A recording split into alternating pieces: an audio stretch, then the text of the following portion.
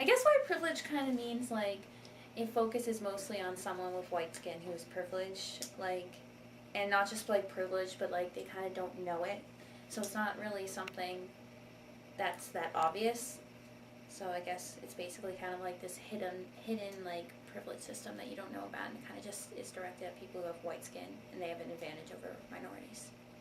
Um, to me, it means that certain people, well, namely in this, white people, are given privileges above other races that they sometimes don't really know about or like appreciate having, but they have them like in day-to-day life regardless. I guess it's just more of a chance to do what you want because you're white. I feel like it's hard for me to really have a good say in it because I am white, so I've been living in it and I don't even know, like I don't really think I have a very good perspective of it because I'm, like middle class white person. But I guess it's just unbalanced treatment because of race or whatever. It means oppression over other races and the I don't know. It means the privilege, the cycle of socialization, how like white people are just like so above everyone just because of how our society works. White privilege means to me it's just kind of this idea that the majority tends to have regarding aspects like economics, social rights, politics. It's just kind of like this inherent standard I think that white people generally tend to possess just because of their race.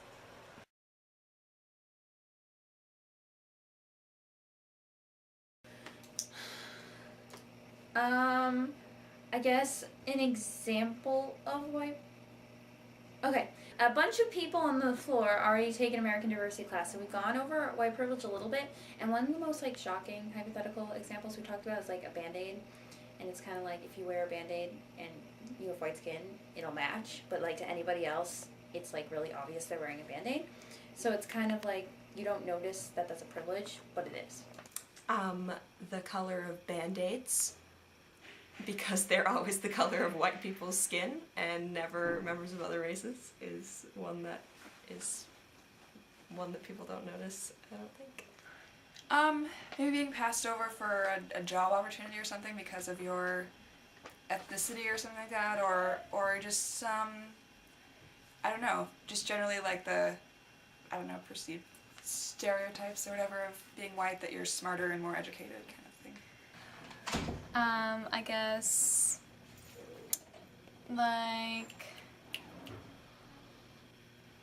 if an employer is hiring two people with the same credentials and one person has an ethnic name like, I don't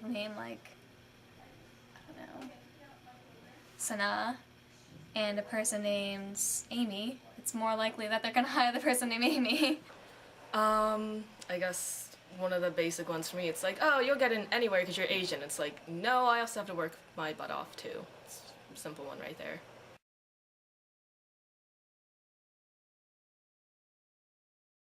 Well, I guess the first time I thought I was privileged wasn't too long ago, when I was in France and I had to travel back to come back to the States on a foreign exchange trip, and I went through the security system and I set the alarms off twice, and usually like here that would be like a big deal and I get searched, but they were like really friendly about it and like just like sent me away, and I was like, oh, that was really nice of them. But now thinking about it, I was like, if I was like someone else of a different race, I probably would have got us been a lot more severe. Privileged or discriminated against? Well, I think that there have been a lot of times when like I've gotten privileged because I'm white and not really noticed it.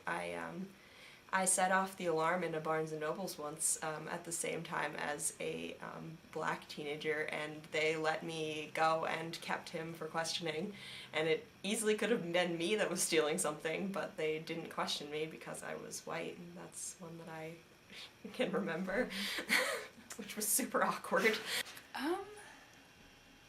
I feel like I don't think there was a specific time that I really realized it. I think it sort of happened gradually. I feel like it was less of me realizing that I was privileged and more realizing that other people were not as privileged. So I think that like there's a neighborhood near mine that's for like it's low income housing, and so a lot of the people that end up living here have like either just come to America or something like that, and I feel like seeing that might have been what.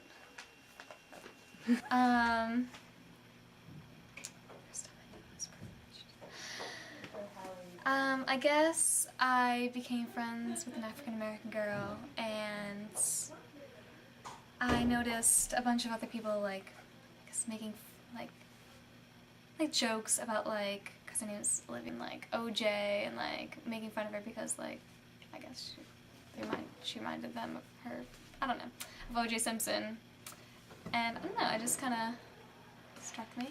I don't know. I mean, I know sometimes I'm privileged, like regarding class, for instance. Like sometimes I can get clothes or I can go out to eat more often than some of my other friends, but sometimes I'm disadvantaged in like gender and race.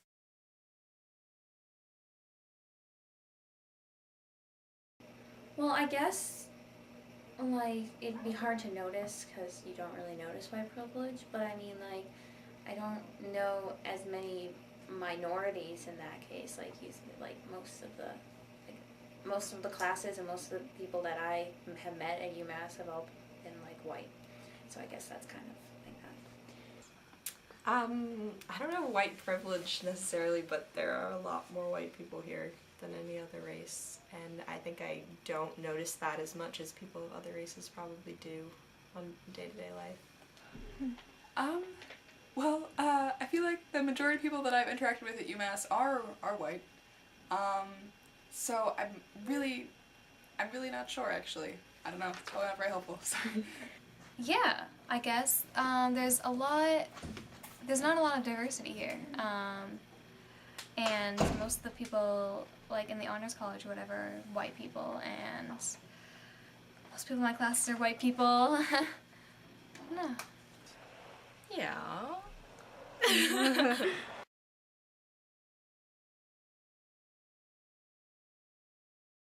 Well, I guess, so I take an American Diversity class now, so we're learning, and, like, we're all, like, learning about white privilege and discrimination so we can learn how to fight it. So kind of, like, just in the classroom talking about it is, like, really helpful, and it'll help fight against it in the future, I guess. I think maybe by knowing that it exists, I'm a little better off than some people, but I can't say I'm really making any radical differences. I don't know if I'm fighting it so much as I'm just trying to be aware of it. Again, because I feel like that's the hardest thing for someone who is not, I don't know, of color or that sounds terrible. I don't know how to say that. I don't know.